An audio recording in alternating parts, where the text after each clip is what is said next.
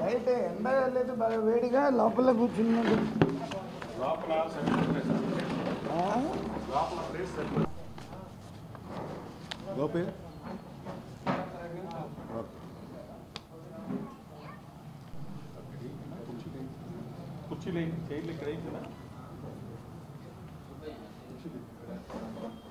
రామకృష్ణ గారు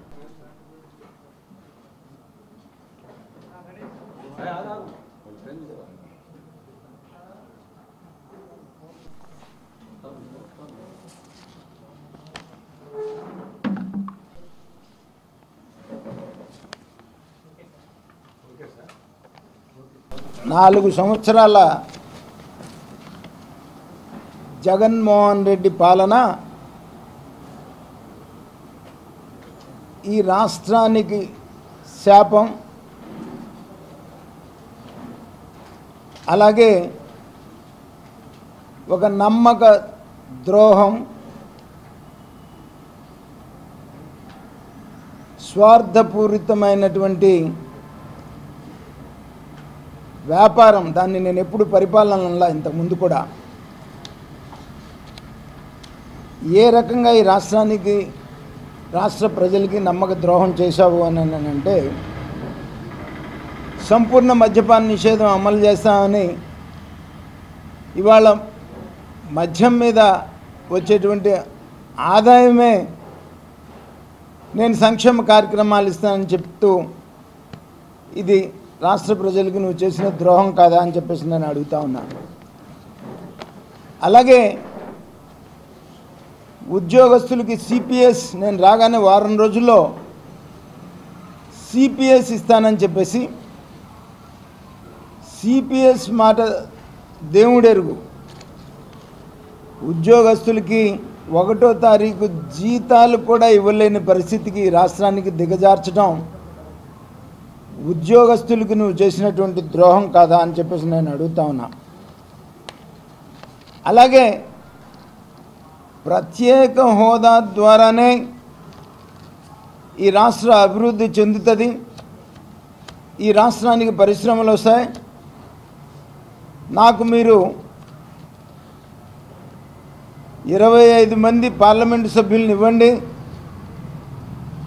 మెడల్ ఉంచి కేంద్ర ప్రభుత్వాన్ని నేను ప్రత్యేక హోదా తీసుకొచ్చి ఈ రాష్ట్రాన్ని అభివృద్ధి చేస్తాను అని చెప్పి ఇవాళ 4 సంవత్సరాలు అవుతున్నా కూడా దాన్ని ఊసే ఎత్తకపోవడం, ఇది మీరు ఈ రాష్ట్ర ప్రజలకి చేసినటువంటి నమ్మక ద్రోహం కాదా అని చెప్పేసి నేను అడుగుతా ఉన్నాను. అలాగే ఈ రాష్ట్రానికి ఆయువు పట్టైనటువంటి పోలవరం, నేను వస్తే పోలవరాన్ని తొందరగా పూర్తి చేస్తానని చెప్పి నువ్వు అధికారం రావడంతోనే రివర్స్ టెండరింగ్ పేరుతో ఈరోజు వరకు కూడా అసమర్థులైనటువంటి ఇరిగేషన్ మంత్రులను అక్కడ పెట్టి పోలవరం ఈరోజు కూడా పూర్తి చేయలేకపోవటం ఈ రాష్ట్ర ప్రజలకు నువ్వు చేసినటువంటి పెద్ద నమ్మక ద్రోహం కాదా అని చెప్పేసి నేను అడుగుతా ఉన్నా. ఏ విషయం తీసుకున్నా కూడా ఏది పెద్దదో ఏది చిన్నదో చెప్పాలంటే మాకే సిగ్గుగా ఉంది. అమరావతి రాజధాని ఉంటుందని చెప్పేసి అమరావతిలోనే నేను ఇల్లు కట్టుకున్నాను, చంద్రబాబు నాయుడు గారు ఇల్లు కట్టుకోలేదు, అమరావతికి 32,000 ఎకరాల భూమి కావాలి, 32,000 ఎకరాల భూమి ఉంటే అమరావతిలోనే రాజధాని ఉంటుంది అని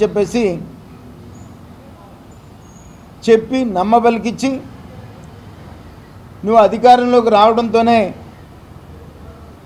ఈ రాష్ట్రానికి రాజధాని లేకుండా అమరావతి ప్రాంత రైతులను కానీ రాష్ట్ర ప్రజలకు కానీ నువ్వు చేసింది నమ్మక ద్రోహం కాదా అని చెప్పేసి నేను అడుగుతా ఉన్నా. అలాగే పోలీసులను అడ్డం పెట్టుకొని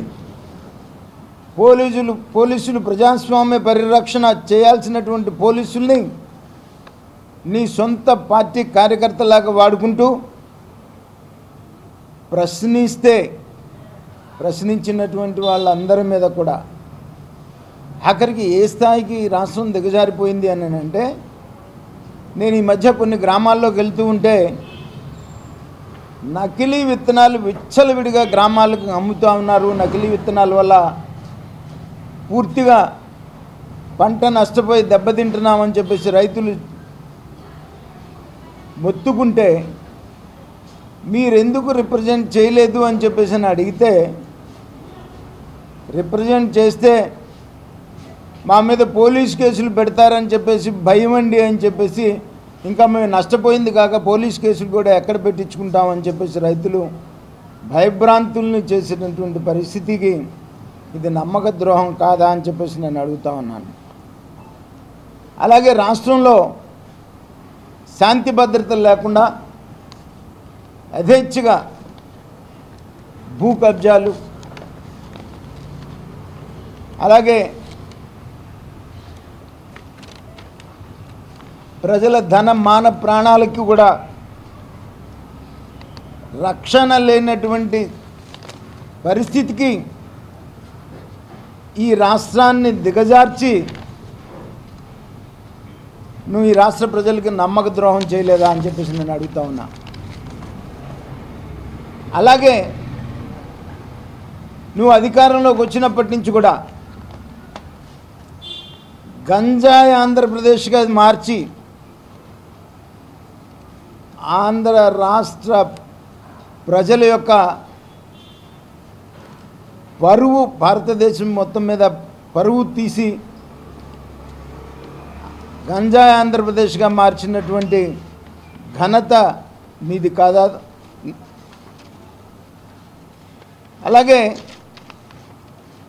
నేను అధికారంలోకి వస్తే బెల్ట్ షాపులు తీసేస్తానని చెప్పేసి ఇవాళ ప్రతి వైసీపీ కార్యకర్త ఒక అక్రమ మద్య వ్యాపారం చేస్తున్నాడు, బెల్ట్ షాపులను నడుపుతా ఉన్నాడు. ఎన్ని బెల్ట్ షాపులు ఉన్నాయో కూడా తెలియదు. ప్రతి వైసీపీ కార్యకర్త ఒక బెల్ట్ షాపు నడిపేటువంటి పరిస్థితి నడిచి ఈ రాష్ట్రంలో ఉన్నటువంటి మహిళల్ని నమ్మక ద్రోహం చేయలేదా అని చెప్పేసి నేను అడుగుతా ఉన్నాను.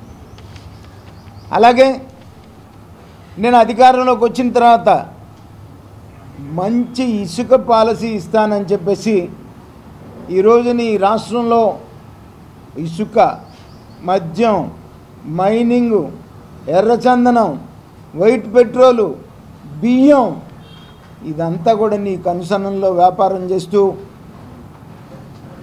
రాష్ట్ర ప్రజలకి నమ్మక ద్రోహం చేయలేదా అని చెప్పేసి నేను అడుగుతా ఉన్నాను. అలాగే నువ్వు 3500 కిలోమీటర్లు తిరిగి రోడ్లు బాగలేవు, నేను వస్తే రోడ్లు అద్దంలాగా చేస్తానని చెప్పి ఇవాళ రోడ్లు అధ్వాన్నంగా ఉంటే ప్రతిపక్ష పార్టీలన్నీ కూడా ఎన్ని ఉద్యమాలు చేసినా నువ్వు ఇప్పటికి 5 సార్లు డేట్స్ అయితే పెట్టావు, కానీ ఇంతవరకు ఈ రాష్ట్రంలో ఒక్క రోడ్డైనా వేసావా? మరి రోడ్లు వేయకుండా ప్రజలకి నమ్మక ద్రోహం చేసినటువంటి పరిస్థితి కాదా అని చెప్పేసి నేను అడుగుతా ఉన్నా. అలాగే ప్రత్యేక హోదా ద్వారా నువ్వు పరిశ్రమలు తీసుకొని వస్తామని చెప్పి, సరే ప్రత్యేక హోదా తేలేకపోయావు నీ అసమర్థత, నీ చేతకాంతనానికో లేకపోతే నీ కేసులకో రాజీ పడిపోయి. కానీ నువ్వు ఎన్ని పరిశ్రమలు తీసుకొచ్చి ఈ రాష్ట్రంలో ఉన్నటువంటి నిరుద్యోగ యువతని నువ్వు నమ్మక ద్రోహం చేయలేదా అని చెప్పేసి నేను అడుగుతా ఉన్నావు. ఎన్ని ఉద్యోగాలు ఇచ్చావు నువ్వు అధికారంలోకి వచ్చిన తర్వాత? ప్రతి సంవత్సరం ప్రతి జనవరిలో జాబ్ క్యాలెండర్ ఇస్తానని చెప్పేసి ఇంతవరకు కూడా ఒక జాబ్ క్యాలెండర్ కూడా ఇవ్వకుండా నిరుద్యోగ యువతకి నమ్మక ద్రోహం చేయలేదా అని చెప్పేసి నేను అడుగుతా ఉన్నా. అలాగే మరి గత ప్రభుత్వంలో చంద్రబాబు నాయుడు గారు ముఖ్యమంత్రిగా ఉండగా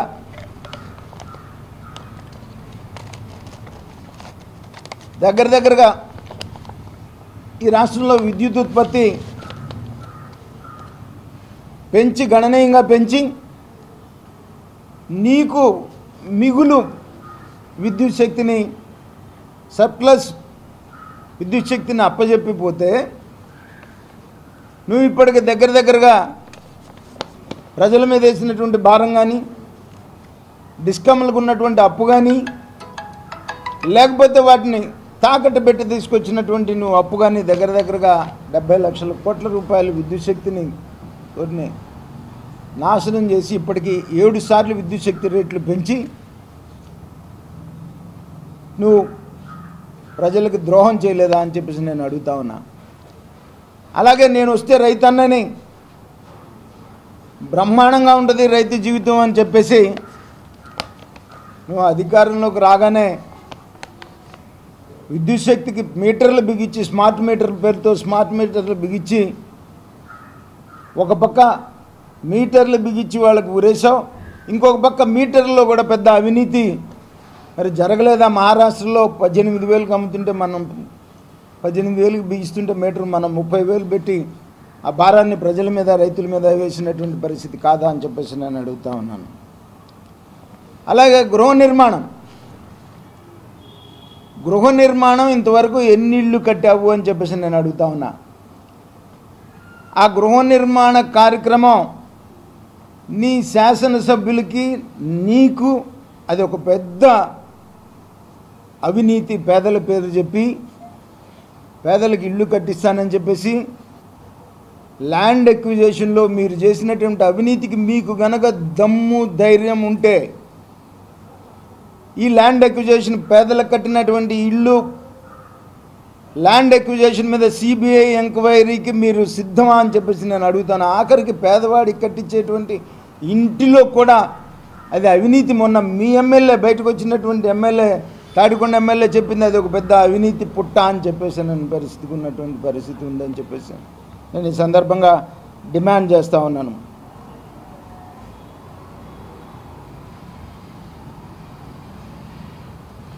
అలాగే ఈ రాష్ట్రంలో ఇరిగేషన్ ప్రాజెక్టులు పోలవరం దిద్దాం, పెండింగ్లో ఉండి 70%, 60%, 80%, 90% కూడా పూర్తయినటువంటి ఎన్నో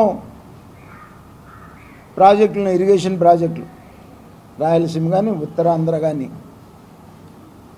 ఒక్క ప్రాజెక్ట్ అయినా కూడా నువ్వు పూర్తి చేసావా? నువ్వు అధికారంలోకి వచ్చిన తర్వాత ఈ రకంగా రైతుల్ని నువ్వు నమ్మక ద్రోహం చేయలేదా అని చెప్పేసి నేను ఈ సందర్భంగా జగన్మోహన్ రెడ్డిని అడుగుతా ఉన్నా. అలాగే విద్యార్థుల్ని కూడా మొత్తం ఎంతమంది ఉంటే కుటుంబంలో అంతమందికి అమ్మ ఒడి ఇస్తానని చెప్పి కుటుంబంలో ఒకరికని చెప్పి ఆఖరికి విద్యార్థులను కూడా మోసం చేసినటువంటి పరిస్థితి కాదా అని చెప్పేసి నేను అడుగుతా ఉన్నాను.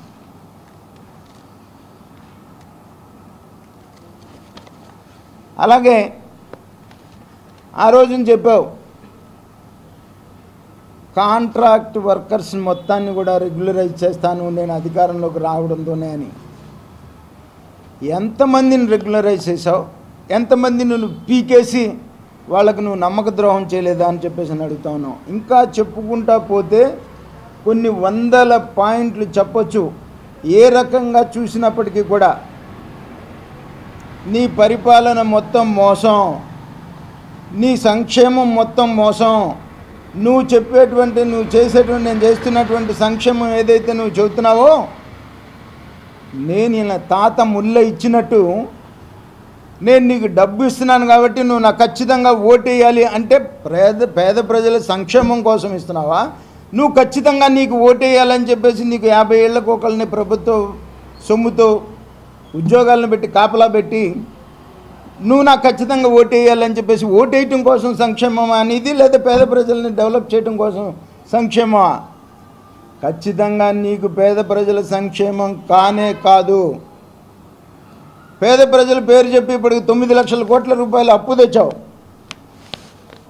సంవత్సరానికి 2.5 లక్షల కోట్ల రూపాయల బడ్జెట్ పెడతా ఉన్నావు. నువ్వే చెప్పావు ఇప్పటి వరకు మేము 2 లక్షల కోట్ల సంక్షేమాన్ని చేశాము అని. తతిమా డబ్బంతా ఎవరి జేబులోకి వెళ్ళింది?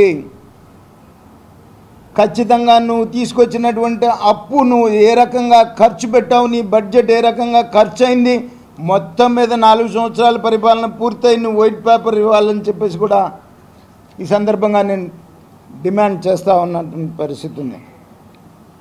ఈ రకంగా మోసపూరితమైనటువంటి నీ పాలన, అలాగే నమ్మక ద్రోహ పాలన, ప్రజా వ్యతిరేక పాలన, రాక్షస పాలన, అప్రజాస్వామ్య పరిపాలన తప్ప జగన్మోహన్ రెడ్డి వచ్చిన 4 సంవత్సరాల్లో ఈ రాష్ట్రం 20 సంవత్సరాలు వెనక్కిపోయిందని చెప్పేసి మీరు వెళ్ళి స్టిక్కర్లు అతికిస్తున్నారా అని చెప్పేసి నేను అడుగుతా ఉన్నాను. ఏదో మీకు భయపడి ఆ స్టిక్కర్లు అంటించుకుంటున్నటువంటి పరిస్థితి ఉంది రాష్ట్రంలో.